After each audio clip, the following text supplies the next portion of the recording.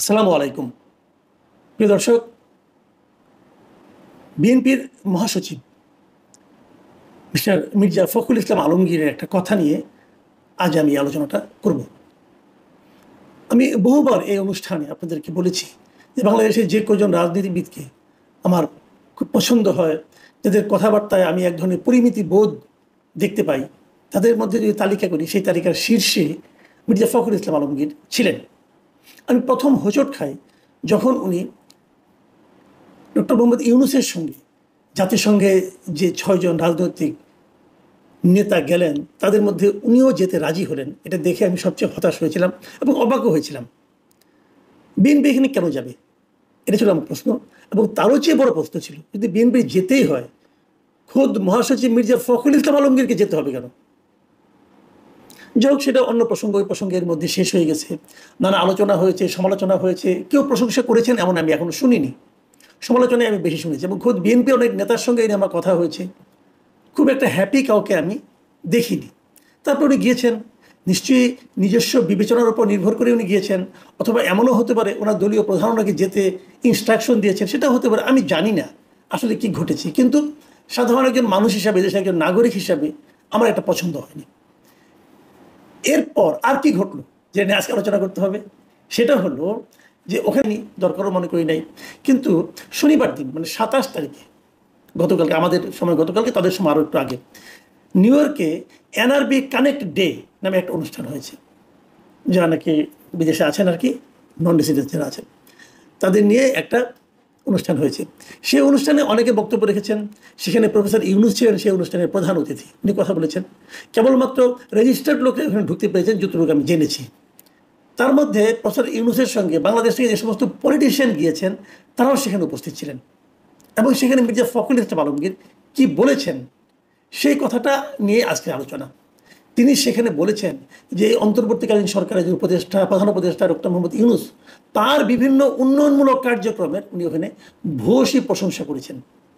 Professor Yunus নানা ধরনের উন্নয়নমূলক কাজকর্ম করেছেন এবং সেগুলোর ব্যাপক প্রশংসা করেছেন মির্জা ফখরুল ইসলাম আলমগীর। আচ্ছা, ডক্টর ইউনূস গত ১ বছরে কী কী উন্নয়নমূলক কাজ করেছেন বলেন তো ভাই আপনি একটু। আমি একটু স্মরণ করার চেষ্টা করলাম উনি কী কী উন্নয়নমূলক কাজ করেছেন। উনি খুব গুরুত্বপূর্ণ কাজ কী করেছেন? গুরুত্বপূর্ণ কাজের মধ্যে হতে পারে যে ওনার গ্রামীণের জন্য আগাম কিছু কর অব্যাহতি নিয়েছেন। তারপরে গ্রামীণের জন্য উনি একটা ইউনিভার্সিটি নিয়েছেন, মেডিকেল কলেজ নিয়েছেন নাকি, এগুলি আরও করেছেন। গ্রামীণের জন্য আদম ব্যবসার লাইসেন্স নিয়েছেন। ওনার মামলাগুলিকে প্রত্যাহার করে নিয়েছেন।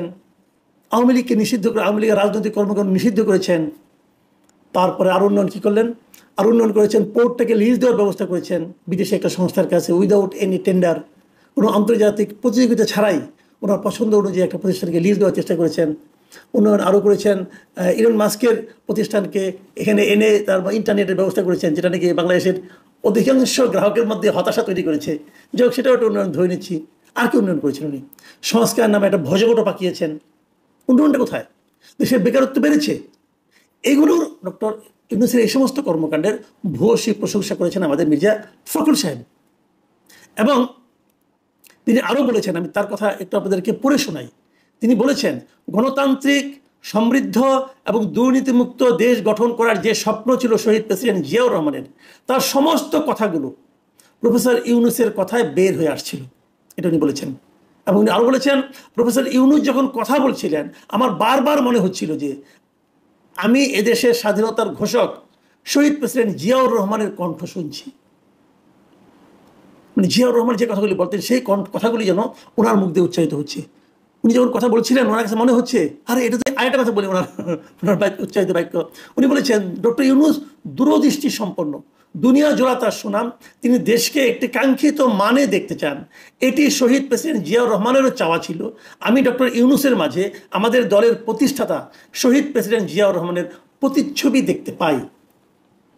মানে শহীদ ছবি প্রেসিডেন্ট জিয়াউর রহমানের প্রতিচ্ছবি উনি ডক্টর ইউনূসের মধ্যে দেখতে পাচ্ছেন। আর সমস্যাটা কি? কোনো নির্বাচনের দরকার কি?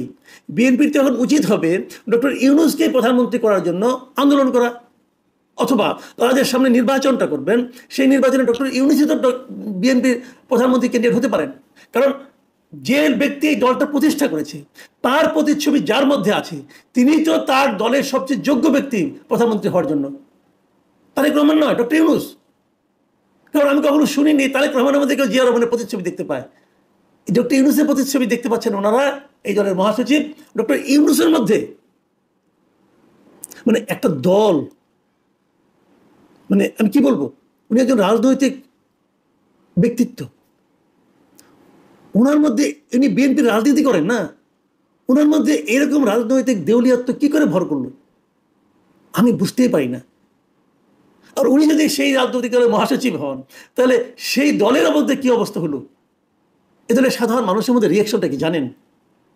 আমি আজকে বেশ কয়েকটা ফোন পেয়েছি, অনেকে আমাকে মেসেজ করেছেন হোয়াটসঅ্যাপে এবং আমার মেসেঞ্জারে।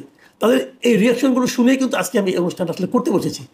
আমি এটা দেখার পর সকালে আমি এটা নিয়ে একটা একটা আমার আমার যে চ্যানেল আছে এই কথা চ্যানেলে, এই চ্যানেলে আমি একটা মানে জরিপ দিয়েছিলাম যে এই কথাটাতে মানুষ কি মনে করে।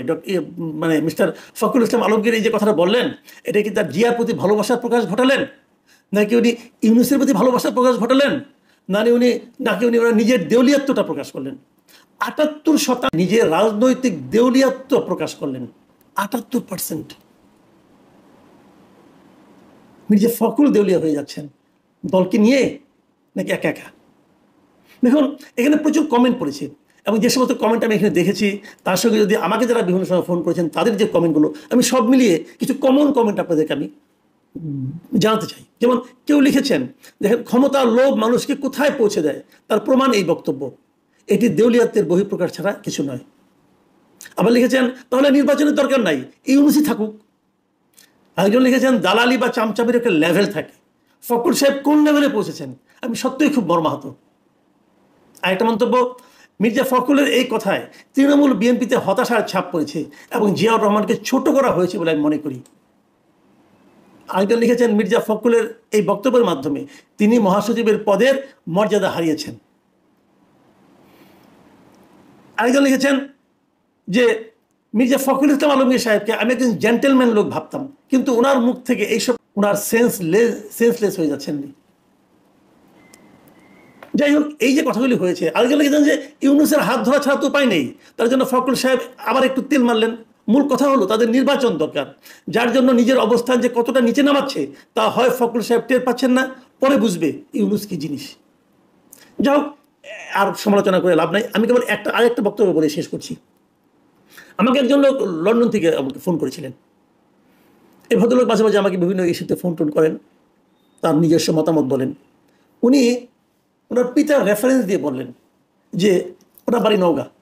উনি বলেছেন যে একবার এরকম একটা ঘটনা ঘটেছিল, মানে ৮০ দশকের কথা, ৮০ দশকের একটু আগে, 78, 79 এরকম টাইমের ঘটনা, যে জিয়াউর রহমান তখন একটা খাল কাটার আন্দোলন করছিলেন। নওগাঁর আত্রাই থানার কালিকাপুর গ্রামের পাশ দিয়ে একটা খাল গেছে, সেই খালটা খননের জন্য জিয়াউর রহমান সশরীরে সেখানে গিয়েছিলেন। খাল কাটার কাজ শেষে দুপুরবেলা খাওয়ার আয়োজন করা হয়েছিল নওগাঁ ডিসি সাহেবের। এটা দেখে জিয়াউর রহমান জিজ্ঞাসা করেছিলেন, এই যে ব্যাপক আয়োজন, এটা আসলে টাকাটা কোথেকে আসলো? ততক্ষণে কিন্তু জিয়াউর রহমান সাহেবের হাতটা ধুয়ে খেতে বসবেন এই অবস্থায় ডিসি সাহেব বললেন এটা সরকারি তহবিল থেকে টাকাটা দেওয়া হয়েছে। জিয়াউর রহমান আর সেই খাবারটা খাননি। উনি কেবল বলেছিলেন যে সরকারি ফান্ডের এভাবে অপচয় করবেন না।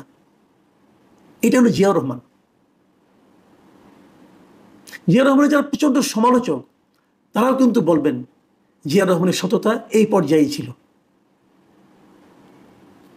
আর তার সঙ্গে আমি তুলনা করছি সেই ব্যক্তির, যে ব্যক্তি ১০৪ জনের বিশাল বহন নিয়ে জাতিসংঘে সাধারণ পরিষদে গিয়েছেন। এদের পেছনে কি পরিমাণ বিপুল ব্যয়, এই ব্যয় কোত্থেকে আসছে? সরকারি ফান্ড থেকে আসছে।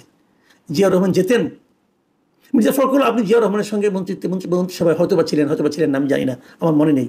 একটু খোঁজ দিয়ে দেখেন না পুরনো নথি ঘেটে, জিয়াউর রহমান যখন জাতিসংঘ সাধারণ পরিষদে যে কেবার গিয়েছেন কতজনের বহন নিয়ে কি বর্তমানে চেয়ে কম আলোচিত, কম ফলপ্রসূ হয়েছিল? আপনি কার সঙ্গে কার তুলনা করছেন? এইসব প্রবীণ রাজনীতিবিদের শুভবুদ্ধির উদয় হোক, এটুকু কামনা করা ছাড়া তো আমাদের আর কিছু করার নেই। প্রিয় দর্শক, এখন এই পর্যন্তই। আল্লাহ হাফিজ।